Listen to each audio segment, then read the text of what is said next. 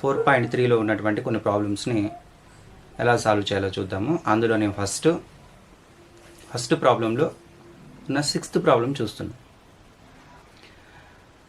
ఆ ప్రాబ్లం చూస్తే చూడండి ఎలా ఉందో. 2/x + 3/y = 13 ఇలా ఉన్న ఈక్వేషన్స్ క్లియర్గా తెలుస్తుంది. లీనియర్ ఈక్వేషన్స్ కాదు, కానీ వీటిని లీనియర్ ఈక్వేషన్స్గా రెడ్యూస్ చేసి కన్వర్ట్ చేసి వాటికి సొల్యూషన్స్ ఎలా కనుక్కుంటామో ఒకసారి చూడండి. ఇక్కడ మనకు 2/x అని ఉంది. ఫస్ట్ మనము వీటిని కాన్సెప్ట్స్ నేర్చుకునేటప్పుడే ఫ్రాక్షన్స్లో 2 × 1/x అయితే 2 1s are 2, 2/x అని రాయడం మనకు అలవాటే. కాబట్టి 2/x అంటే 2 × 1/x, 2 × 1/x, ఇది 3 × 1/y. సొల్యూషన్ ఇక్కడ రాస్తున్నాను. అలాగే 5 × 1/x ఇది 4 × 1/y = -2. సో వీటిని రీప్లేస్ చేస్తున్నాం. ఇప్పుడు 1/x 1/yని రీప్లేస్ చేసి లీనియర్ ఈక్వేషన్స్గా కన్వర్ట్ చేస్తున్నాం. కనుక మనము put 1/x = a, 1/y = b. Then it become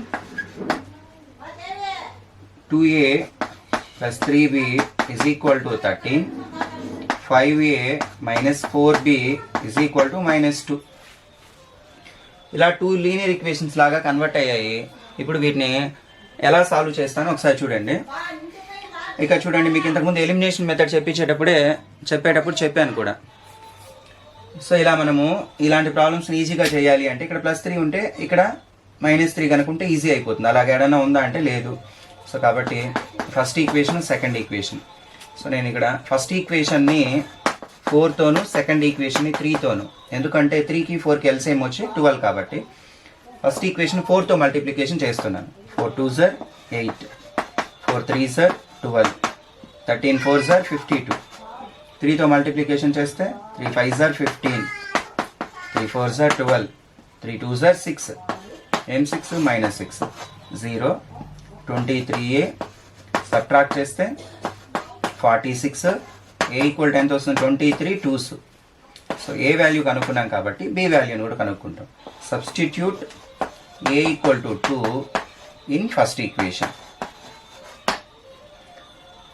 2 2s are 4 plus 3b = 13 plus 4 goes to that side, it becomes -4, that = 9 వచ్చింది.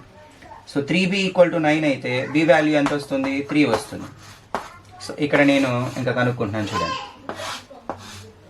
a 2 కాబట్టి ఇంతకీ ఏ వాల్యూ బదులు మనం ఏం రాసామంటే ఈక్వేషన్లో 1/x = 2.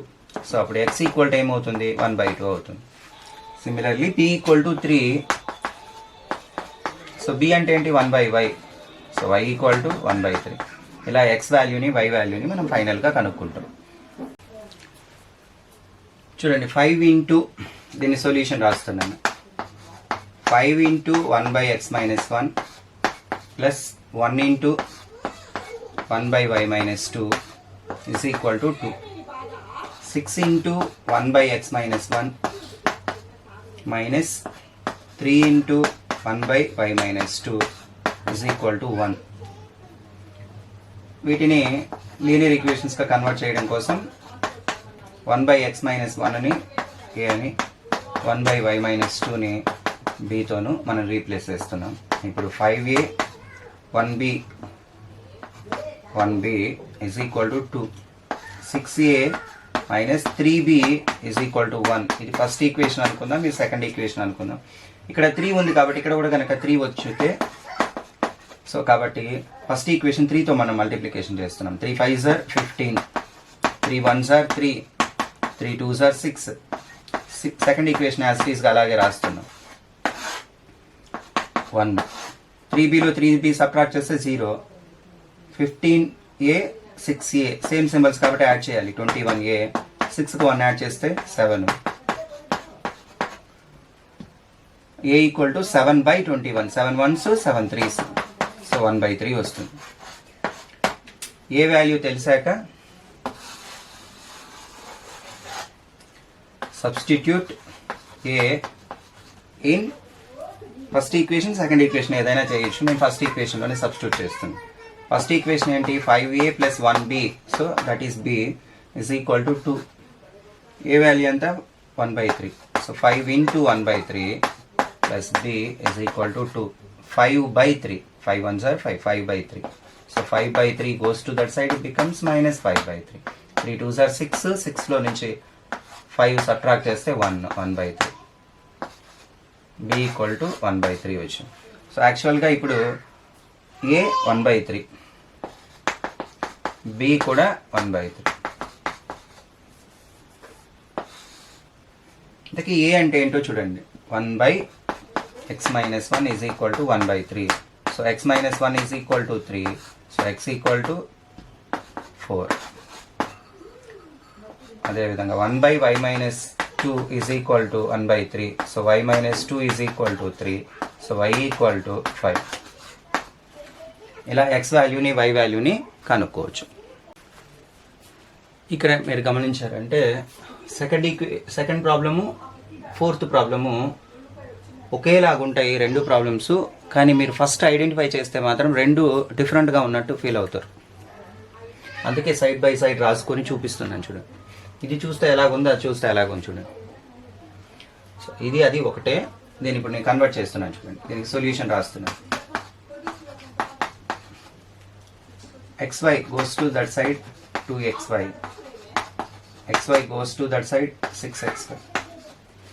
ఇప్పుడు కానీ గమనించారంటే ఈ టూ ప్రాబ్లమ్స్ ఒకేలాగా ఉన్నట్టు మీరు ఫీల్ అవుతారు. ఇప్పుడు నేను దీనికి సొల్యూషన్ చెప్తాను, అలాగే మీరు దీనికి సొల్యూషన్ మీరే ఈజీగా చేయొచ్చు. ఇది చాలా ఈజీగా చేయొచ్చు చూడండి. వై పోతుంది, అలాగే ఈజీగా ఉంటుంది. సో నేను ఇప్పుడు ఈ ప్రాబ్లంకి సొల్యూషన్ రాస్తున్నాను చూడండి.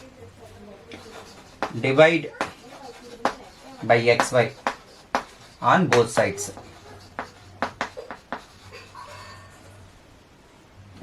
So 6x by xy, 3y by xy, 6xy by xy. So కాబట్టి x ఇక్కడ y క్యాన్సిల్ అయ్యి ఇది 6/y, 3/x is equal to xy cancel అయిపోయి 6గా కన్వర్ట్ అయిపోతుంది. సిమిలర్లీ సెకండ్ ఈక్వేషన్ కూడా కనుక మనం రాస్తే 2/y, 4/x is equal to 5గా కన్వర్ట్ అయిపోతుంది. సో ఇప్పుడు మనకు ఈ రెండిట్లో నుంచి 6/y మీన్స్ 6 × 1/y కదా, 3 × 1/x is equal to 6, 2 × 1/y, 4 × 1/x is equal to 5. Put 1/y is equal to a, 1/x is equal to b. దీన్నే ఏ అనుకుందాం, ఏమి ఇబ్బంది లేదు, రివర్స్ చేయాల్సిన అవసరం కూడా ఏం లేదు, డైరెక్ట్గా చేద్దాం. సో నా equations become 6a 3b equal to 6, 2a plus 4b equal to 5. దీన్ని ఫస్ట్ ఈక్వేషన్ అందాం, దీన్ని సెకండ్ ఈక్వేషన్ అందాం. సెకండ్ ఈక్వేషన్ కనుక మనం 3తో మల్టిప్లికేషన్ చేస్తే ఇక్కడ 6 అవుతుంది. So 6a plus 3b equal to 6. ఇది ఫస్ట్ ఈక్వేషన్ అలాగే ఉంచాం.